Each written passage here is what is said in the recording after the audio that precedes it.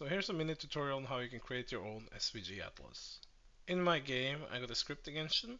I wanted to provide the user with icons to use, so I downloaded the entire SVG library from GameIcons.net. This is roughly 4,000 icons. I dumped them in my Godot project folder and watched the super slow import bar import everything. Since I already have functions for grabbing all files of a type in all folders and subfolders, I just grabbed all SVG files and loaded them. This added something like 10 seconds to my game startup time. Okay, that won't do, so I tried making a background loader, same theory but loading in a thread in the background.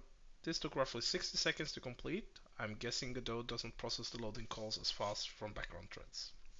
I went online and looked for SVG Atlas solutions to combine all images into one file, but I couldn't find any. So I opened up an SVG file and what do you know, it's just some XML.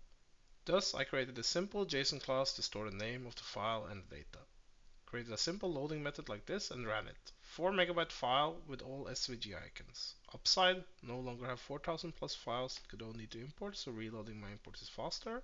Downside, I can't just drag and drop them from the inspector.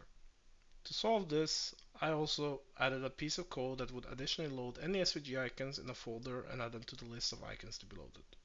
After writing this atlas loader, I tried loading them all at startup, still 10 seconds. Turns out the disk was not the problem, but the time Godot takes to process the image.